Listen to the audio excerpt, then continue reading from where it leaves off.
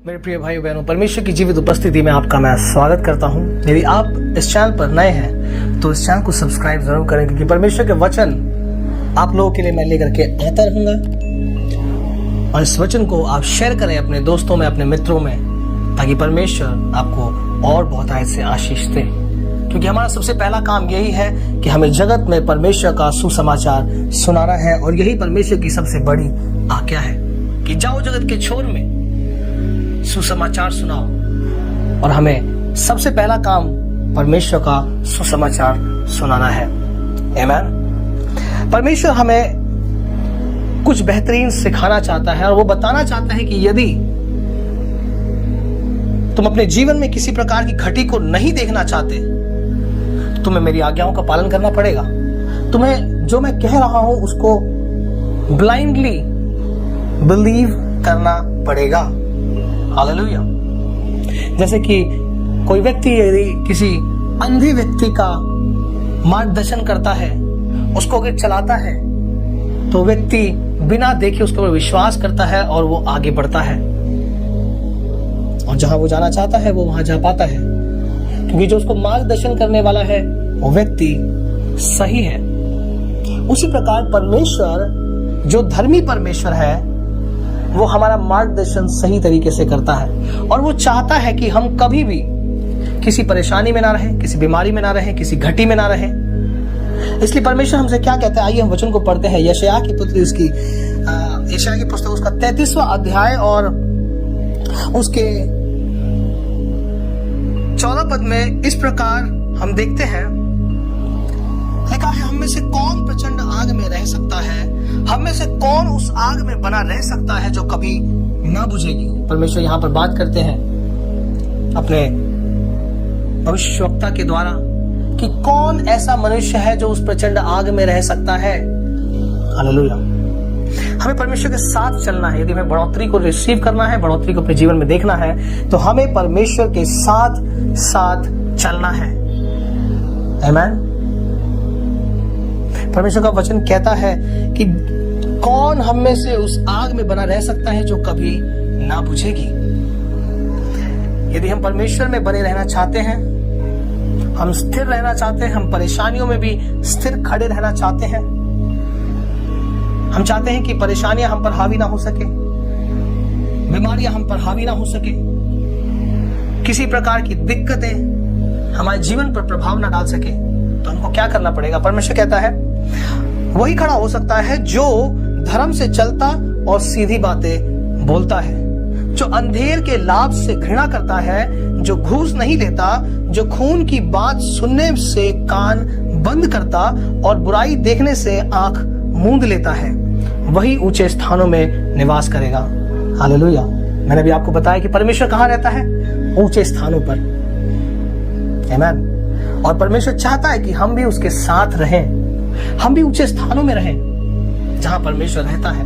वो कहता है कि मैं जाता हूं तुम्हारे लिए। यीशु मसीह जब यहां से जाते हैं तो अपने चेलों को कहते हैं कि मैं जाता हूं यहां से पिता के पास तुम्हारे लिए घर तैयार करने के लिए। यदि ऐसा ना होता तो मैं तुमसे ना कहता, परंतु मैं जाता हूं तुम्हारे लिए घर को तैयार करूंगा, जहां मैं रहूंगा वहां तुम्हें भी रखूंगा। आमीन। परमेश्वर चाहता है कि आप और हम उसके साथ रहें। लेकिन मेरे प्रिय भाइयों बहनों, बिना उद्धार के ये संभव नहीं है।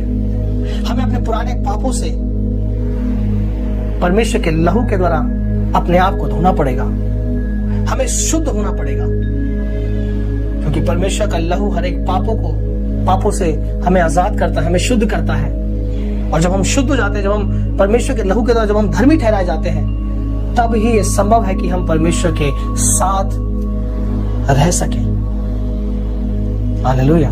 और जो व्यक्ति ऐसे काम करता है, जो धर्म से चलता है, सीधी बातें बोलता है, अंधेर के लाभ से घृणा करता है, जो घूस नहीं लेता, जो खून की बात सुनने से कान बंद करता है, बुराई देखने से आंख मूंद लेता है, परमेश्वर कहता है कि वही ऊंचे स्थानों में निवास करेगा। निवास मतलब रहना, हमेशा के लिए रहना। और वही यीशु मसीह ने हमसे वादा किया है कि यदि तुम मेरे वचनों पर चलते रहोगे तो मैं तुम्हें स्वर्ग राज्य का अधिकारी बनाऊंगा। आमीन। मैं तुम्हें वहां रखूंगा जहां मैं रहता हूं। परमेश्वर आपको वो स्थान देगा जो संसार नहीं दे सकता। आमीन। और लिखा है, वो चट्टानों के गढ़ों में शरण लिए हुए रहेगा, उसको रोटी मिलेगी और पानी की घटी कभी ना होगी। आमीन। मैं आपको बताना चाहूंगा कि एलिया भविष्यवक्ता जो था वो परमेश्वर के डर भय में चलने वाला एक व्यक्ति था। वो परमेश्वर के वचन को सुनाने वाला एक व्यक्ति था और वो डरता नहीं था किसी से परमेश्वर के वचन को सुनाने के लिए।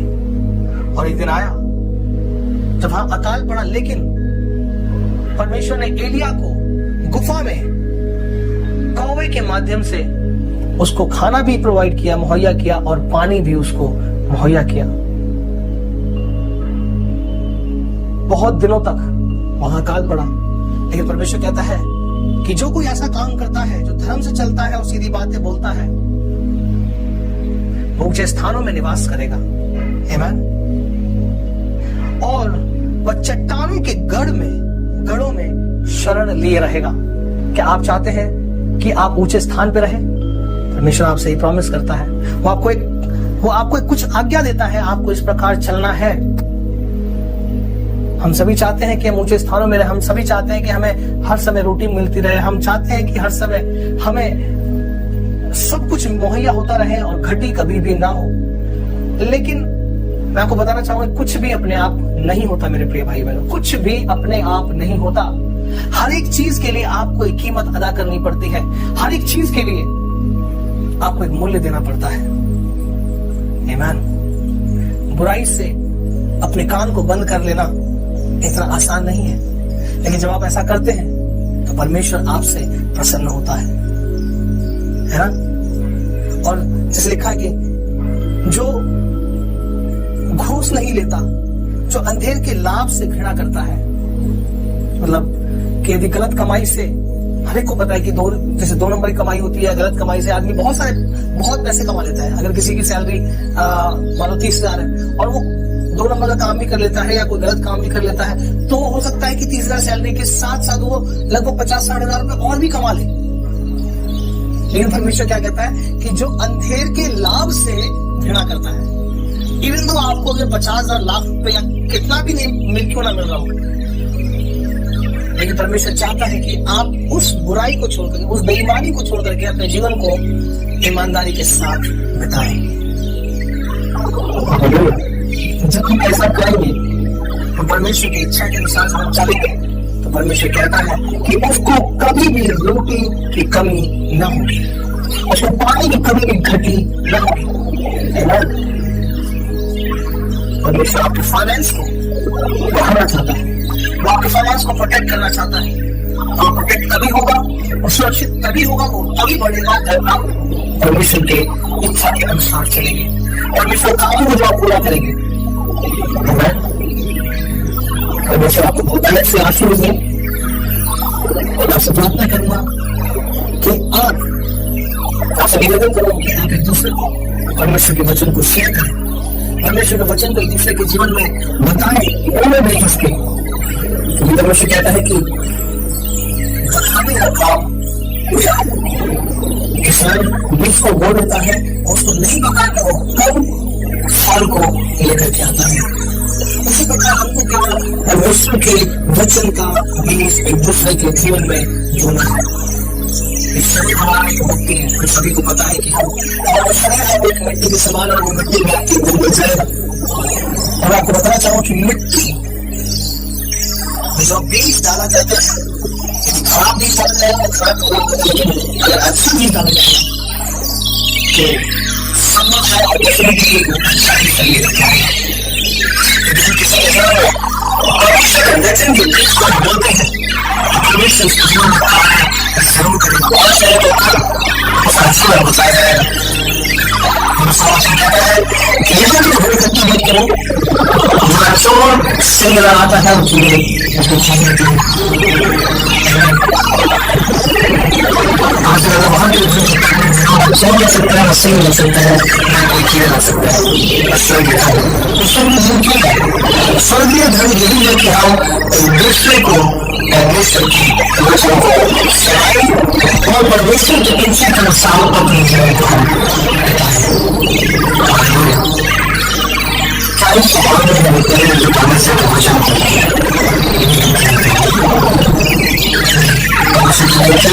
स्वभाव में है वो पैर जो परमेश्वर के वचन को